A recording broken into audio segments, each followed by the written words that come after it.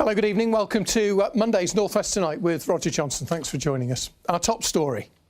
The Cheshire grandad banned from home bargains after facial recognition said he was a shoplifter.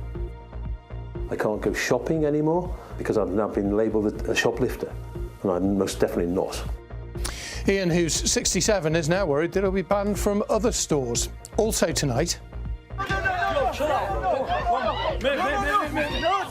the mid-air brawl which led the airline Jet2 to ban 2 Manchester-bound passengers for life. Boots on the ground, exclusive access to the Lancashire troops on NATO manoeuvres in France. We're live at the football match the whole country seems to be talking about. Macclesfield FC of the National League North as they prepare to host Brentford of the Premier League. It's already filling up nicely here. Join us from Moss Rose later in the programme. And the puppies enjoying the somewhat limited sunshine today, but plenty more in store for tomorrow, the driest and brightest day of the week coming up. Join me at the end of the programme. I'll have the full forecast for you.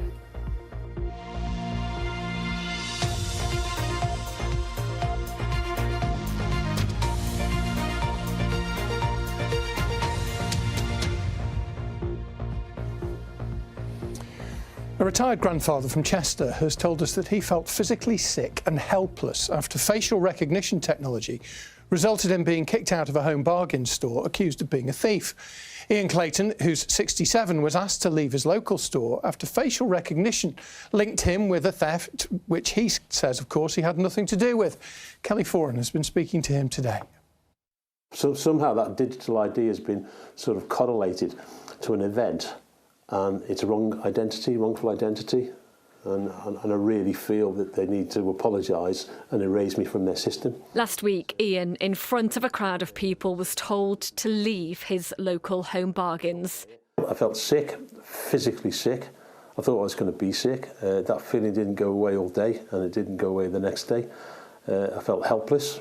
In shock, he contacted the security company FaceWatch, who sent him his picture with some words claiming he put items into a bag and stole them. He's contacted the police and Home Bargains, asking to view any CCTV. Does that mean I'm now stuck in my house forever? I've got no civil liberties anymore. I can't go shopping anymore.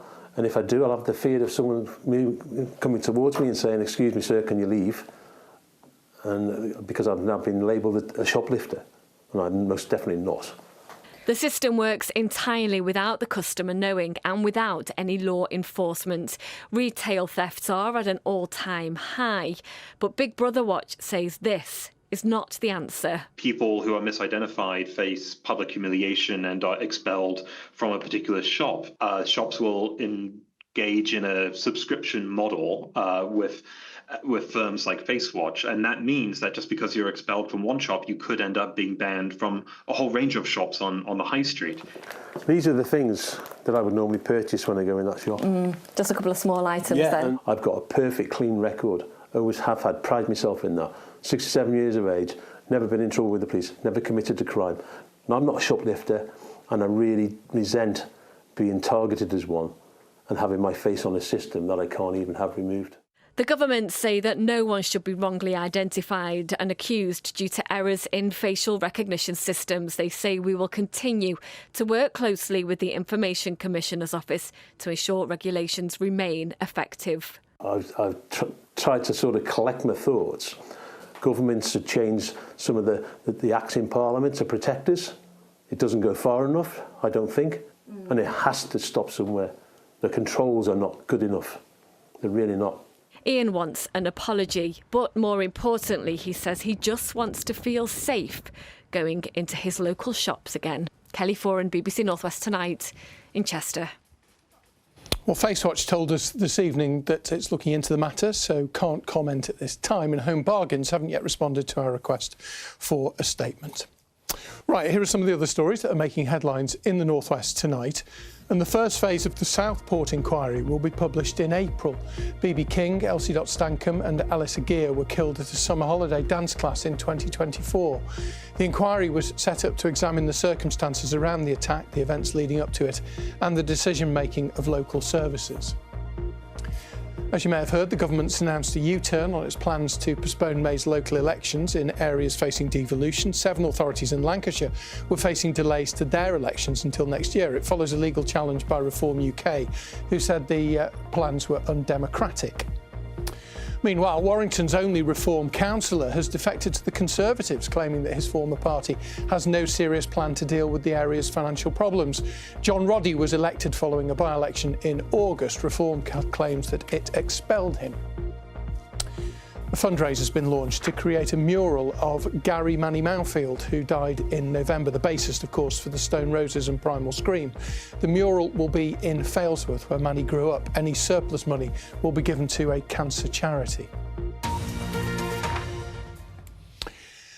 The airline Jet2 has banned 2 passengers for life after a flight to Manchester last week had to be diverted when a brawl started in mid-air. The company described the behaviour of the 2 men as appalling and says that it intends to make them pay for the cost of diverting the plane, as Phil McCann reports.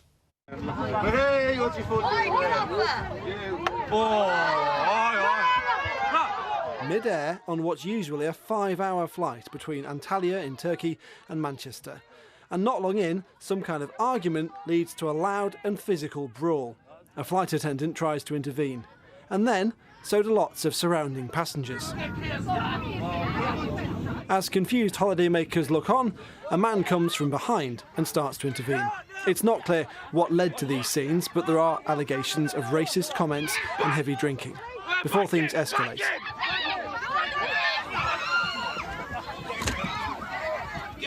Eventually, some of the passengers appear to restrain a man and have to stop others from trying to hurt him. The plane had to divert to Brussels, where 2 passengers were taken off by police before it continued to Manchester. Time to go. Nothing beats that just booked feeling, because when you book a Jet2 holiday...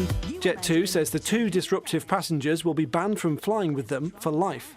The company said, as a family-friendly airline, we take a zero-tolerance approach to disruptive passenger behaviour, and we're very sorry that other customers and our colleagues on board had to experience this too. In 2023, there were about 1,227 incidents in that year. So when you're looking at over 100,000 flights a day and 1,227 in a year, it's something that doesn't happen very often. And when it does, it always makes the news because it is something that doesn't happen very often. Prosecutors in Belgium have told us the men were briefly detained before being allowed to continue to the UK. An investigation into intentional assault and battery is ongoing. Jet2 also says it will vigorously pursue the men to recover the costs of diverting the plane. Phil McCann, BBC North West Tonight. Your views and experiences, as always, are welcome. nwt@bbc.co.uk. Right, here are some of the other stories that people are reading this evening from BBC News. And 105 jobs have been lost after an engineering firm in Nantwich closed. Gilks, which has been in the Cheshire town for more than 60 years, faced rising costs in a challenging sector. A new pilot bus system has been proposed for the Peak District. It would synchronise the bus and train timetables between Manchester and Sheffield, going through the Hope Valley. And plans have been submitted for wildlife wetlands at Patrick on the Isle of Man. The Manx Wildlife Trust says the scheme would capture carbon and reduce downstream flooding. You can find out more, bbc.co.uk/local news, or as always, have a look on the BBC News app. Now, I'm sure you know the Gorton and Denton by-election takes place next week, making the constituency the focus of considerable political attention. The local Labour MP in Greater Manchester stepped down on health grounds, sparking a major test of Sir Keir Starmer's leadership. But it is significant for other parties too, in particular Reform UK and the Greens, who came second and third at the last general election. Our political editor, Annabel Tiffin, has been out on the campaign trail with 3 of the candidates. 3 candidates on the campaign trail in Gorton and Denton.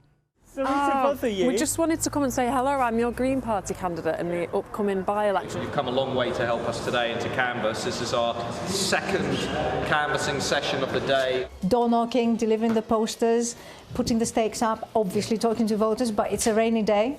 It is wet and grey outside, but every minute counts, and so does every vote. So, before you go any further, I'm not voting for you. You're not voting? No, I'm not voting Green, I'm voting Reform. OK. Hannah Spencer is the Green Party's candidate, a local councillor and plumber. So is there other things you'd rather be doing on a Saturday afternoon than walking around in the rain? Absolutely not, no. Hannah claims the by-election is a choice between Greens versus Reform, hope versus hate. Who are you accusing of spreading hate? I think it's not just one party, and I've seen that myself. Like, it is Reform, but it is Labour too.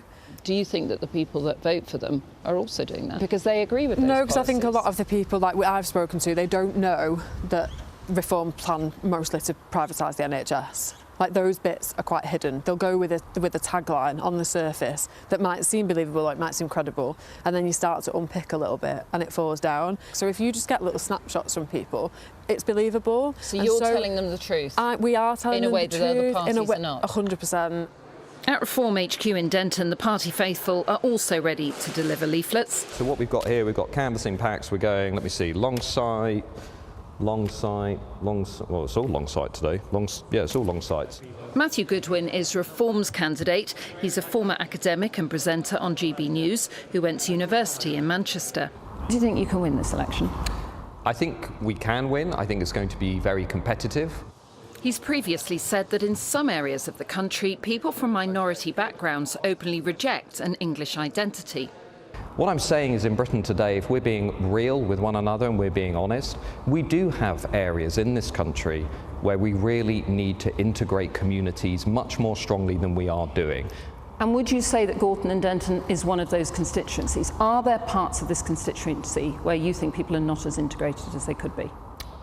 I think it's happening everywhere. Is it happening in this constituency? I think it's happening everywhere. How are you going to unify this constituency? Foremost, I'm going to put the people of Gorton and Denton first. I'm saying very clearly, if you play by the rules, if you pay taxes, if you follow the rule of law, you're going to agree with everything that I say during this campaign. Thanks everyone for coming along. I thought I'd just do a quick briefing before we set out.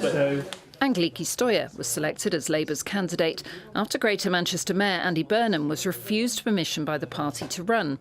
A lot of people have said, even in your party, that Labour can't win this seat without Andy Burnham.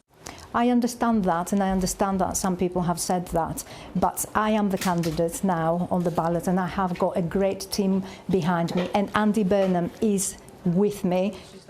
The Manchester City Councillor, who's originally from Greece, has lived here for over 30 years. Her party won the seat with a 13,000 majority in 2024, but times are very different now, and Westminster scandals aren't helping.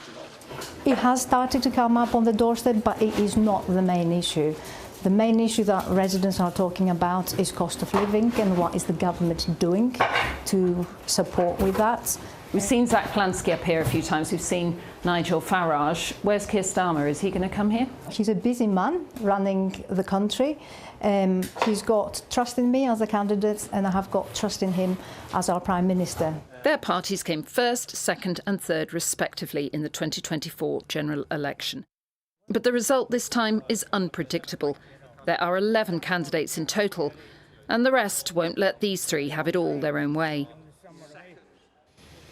Well, as Annabelle said, there are 11 candidates standing. Here they are on the screen. You can find more details on all of them and the latest news at bbc.co.uk/Manchester. We will be hearing from other candidates later in the week.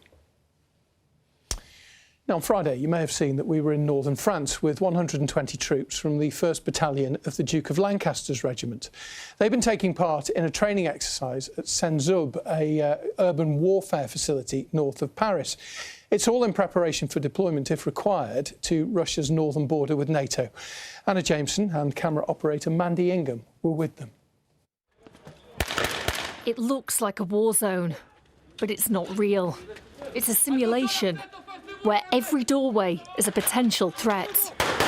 It's like Laser Quest, it's a massive game of Laser Quest. When you're peeping around windows, you don't realise how open you are to the enemy.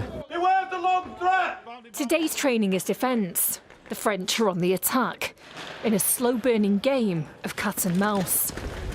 How has it gone today? It's actually going really well. It's all about holding that position to the best ability you can and then finding that offensive spirit to then conduct that counter-attack and then push the enemy back. catching them off guard is the most important thing. As the Lancashire soldiers wait, there's the unmistakable sound of drones propelling above. Every one-ranked soldier here is drone qualified. Put a bit of a fear into them. Hopefully they know they're being watched, and I've got a bunch of batteries, so I can just keep bringing it back in and swapping them. Even if you're not using it, that can deter the enemy. Even if I'm not using it. After much wait, the French have arrived, and this is where the British troops will have to go into defensive mode, and a battle is almost imminently about to take place. And it's meant to be like this, replicating the chaos of urban modern warfare. How does it feel when you're in the moment? The adrenaline, it just takes over, and then it's just you doing your job. You're not used to having too many armoured vehicles around us because we are light infantry. So it's actually good, learning new stuff. What's it like working under the French tactics and the way they do things? It's a lot different. Like, yeah, we do urban, but the way they go in, throw a grenade in first. A lot of tactics were different, but it was also good because we picked up the strong bits, the pros and cons of their actions, and hopefully they've gained a good knowledge of us. And from house-to-house fighting to communication under stress, the goal is to make every movement instinctive. It allows us to get to grips with where you stand in a room, the time that you go into that room. So it's all the technology that surrounds it as well that really enables a greater degree of soldiering, and therefore we can learn from that, which makes us far more credible. And as quickly as it intensifies, the battle suddenly stops. The French are all out. The Lancashire soldiers have won this round. Anna Jameson, BBC North West Tonight in Soissons, France. Now, while we've been on air, the draw for the fifth round of the FA Cup has been made. Liverpool will be away to Wolves. Manchester City will be away to Newcastle. Macclesfield, if they beat Brentford tonight, will be away to Premier League West Ham. Live to Macclesfield, Ian Haslam is there. They were responsible, Ian, for the arguably the biggest upset in the Cup's history a month ago, beating the Cup holders Premier League Crystal Palace. Can Macclesfield of the National League North do it again? Can lightning strike twice, Ian?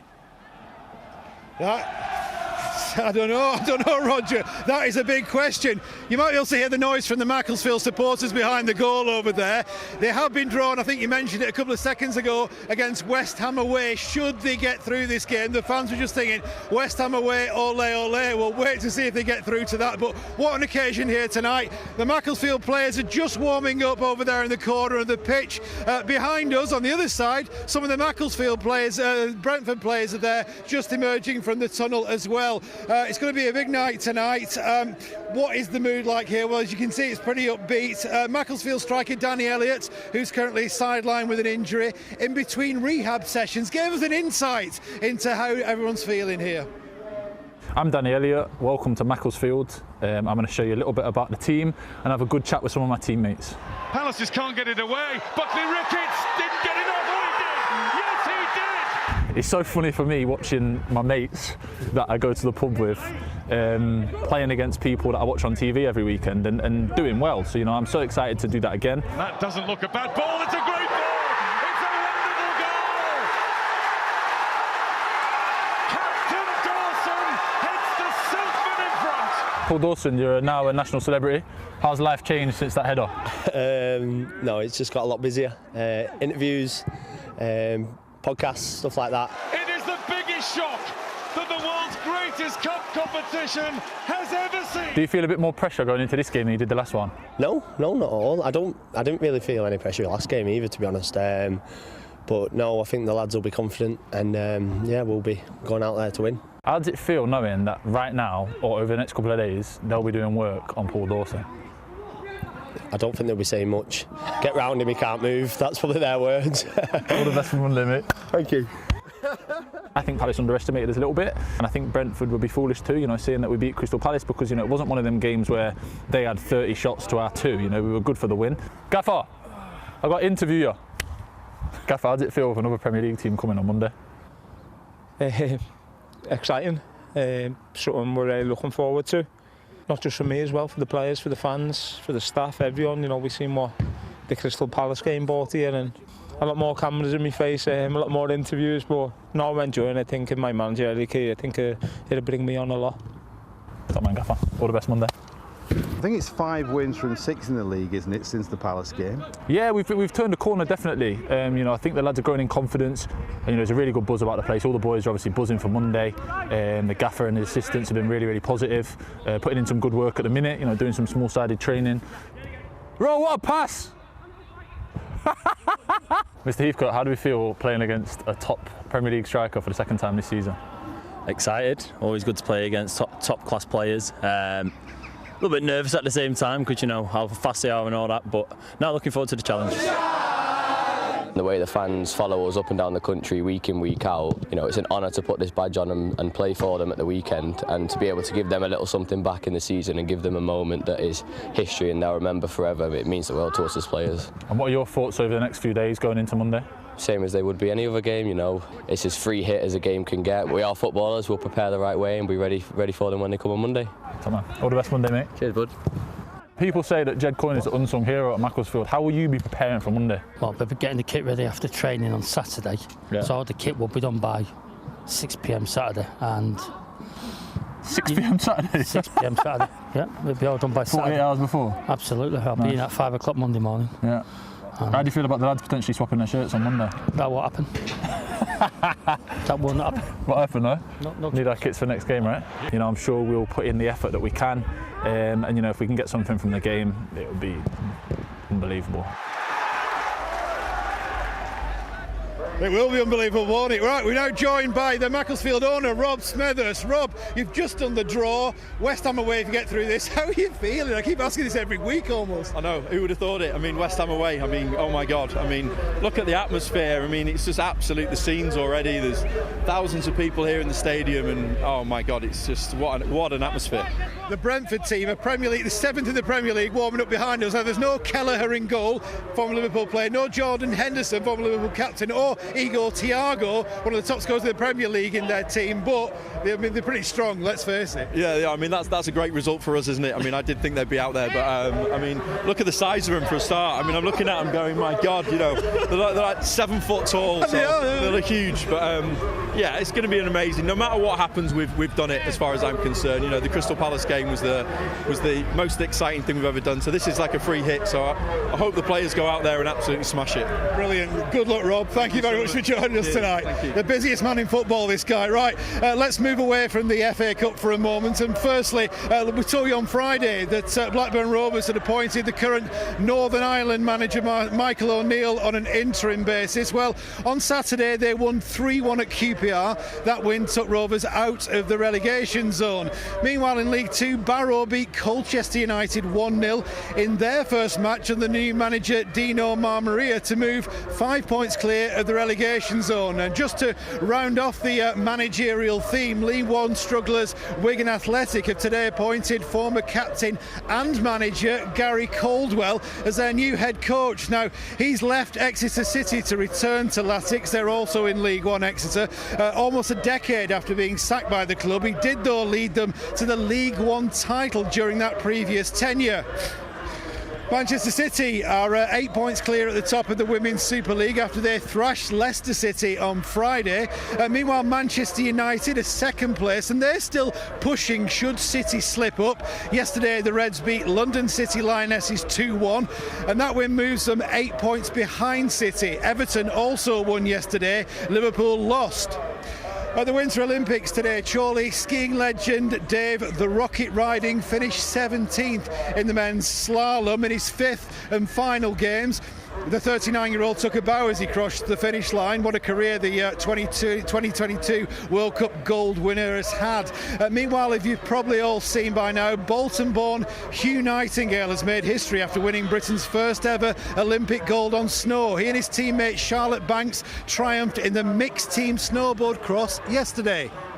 Came back for the team and wanted to have fun. There's so much pressure going on around here that you forget to have fun around these games, and I think me and Charlotte kind of realised that when we went snowboarding yesterday and stuff like that. So yeah, just had a good time today and came out with the gold.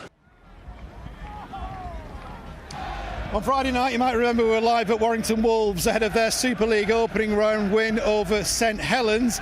Lee Leopards, meanwhile, beat Leeds Rhinos, while last season's grand final runners-up Wigan Warriors had a fairly hard-fought 26 points to 10 win at Castleford. Zach Eckersley with 2 tries. But here at the Moss Rose, Leasing.com Stadium, whatever you want to call it, what a night this is. Macclesfield, the National League North, their players over there are playing Brentford, 7th in the Premier League. Their players are over there. What a night this could prove to be in the FA Cup 4th round. Back to you, Rog.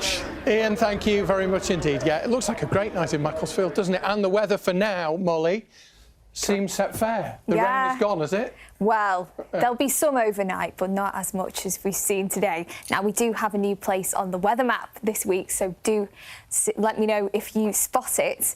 Let's take a look, because as I mentioned, very gloomy and rainy skies, but it's been very up and down, the weather today, because one second it looks like this, the next we have beautiful blue skies. And look at this picture sent in from Darren Bob in Cumbria. Thank you very much for sending those photos in. If you'd like to send your own in, you can do. All the details behind me, or you can become a weather watcher. So, arguably the best day of the week in terms of sunshine tomorrow. We're going to have lots of bright and dry weather, and it is going to stay cold though, quite frosty and icy for some. In fact, there is a yellow weather warning to cater for that until tomorrow morning. So you can see where that yellow weather warning will be. This evening we are going to see some showers out there, but they will start to die down as we head into the early hours. And it is going to dry up and clear up, with temperatures dropping to below freezing in some places. So it is going to be a bit of a frosty start tomorrow morning, and icy depending on where you are. So do take care on untreated surfaces and de-ice your car if you are travelling. So then that will expire by 10 a.m. that morning. And actually tomorrow we are going to have plenty of sunshine on offer and blue skies, a little bit of patchy cloud towards the east, but temperatures are still quite cold for this time of year, although average a high of around 6 degrees Celsius. I nearly forgot, Knott End on Sea is our new place on the weather map. But is that because you like the ferry? Sure, but you can see actually it's not too bad. No, it gets better towards the weekend. Yeah, a little bit of drizzle every now and then, but more bright spells than we've had of late, so good. That's always welcome. Thanks to everyone who's been in touch about the Jet 2 mid-air brawl. Many of you making the comments about the availability of alcohol both on planes and in airports. Thanks for watching. Good night.